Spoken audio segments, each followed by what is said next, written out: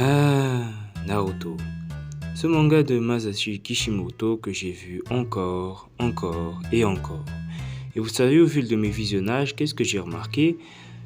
Pas mal de choses débiles, pas mal de choses pas cohérentes, pas mal de choses étranges. Et j'aimerais vous partager ces choses dans cette vidéo. Et je vais m'attaquer au Hyuga en premier.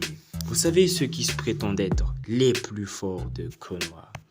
Une sacrée blague cette phrase quand on sait qu'ils ont attendu que les Senju meurent, que les Uchiwa meurent, que les Uzumaki meurent pour oser dire cette phrase. Parce que bizarrement, à côté d'Hashirama, de Tobirama ou de Madara, on n'entend plus personne. C'est étrange, non? Et puis, je suis désolé, le dojutsu des Hyuga, c'est probablement le pire de Naruto avec le temps qui passe. Plus le temps passe, plus cet œil est inutile. Parce que oui, ça permet de voir les points de chakra, ça permet de faire leur technique de taijutsu. Mais sincèrement, je préfère largement copier les capacités, avoir mon armure personnelle, avoir des flammes éternelles, téléporter des attaques dans une autre dimension, mettre les gens dans des illusions. C'est vachement plus pratique quand même. Et ne parlons pas des autres dojutsu qu'on voit dans Boruto où le Rinnegan ce serait comparer un bâton à un tank allemand.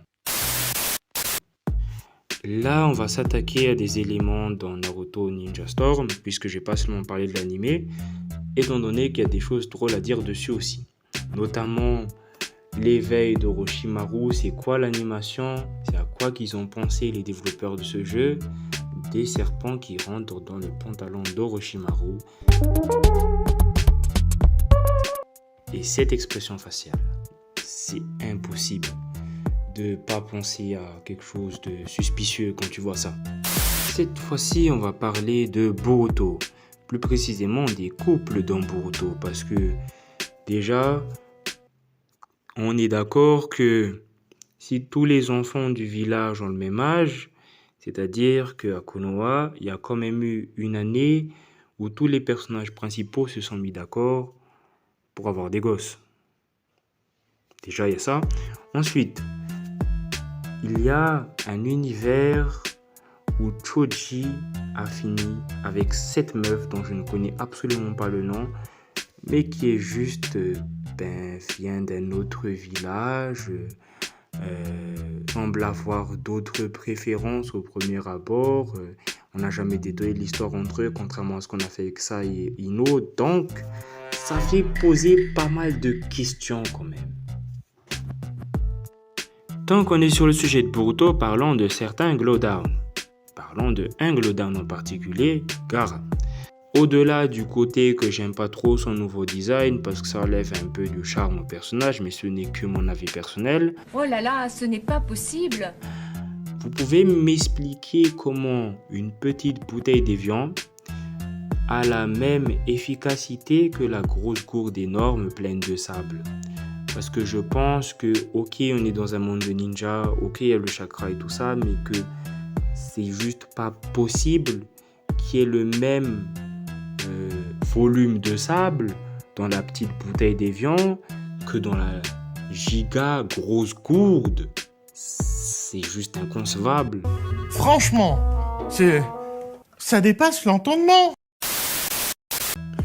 On va me traiter de rageux envers Boruto, donc on va passer plutôt à un élément de Naruto Shippuden lors de la 4e Grande Guerre Ninja. C'est une histoire tellement triste, osef et drôle que je devais de vous partager ça. C'est l'histoire d'un mec qui est revenu lors de la 4e Grande Guerre, un mec osef, qui est amoureux de Temari. Il s'est fait têche et il a accepté de se faire sceller. C'était littéralement le mort le plus coopératif de cette guerre et j'ai trop de la peine pour ce gars. Bon, celle-là elle est un peu connue et je vais tirer sur l'ambulance. Ici, on n'est pas là pour tirer sur l'ambulance. On est là pour lui défoncer sa race à l'ambulance. On va parler d'Hiruzen, aka le pire Hokage pour moi. Pas en termes de puissance, mais je veux dire, le mec, il a quand même laissé son élève qui faisait des expérimentations sur des enfants, concrètement.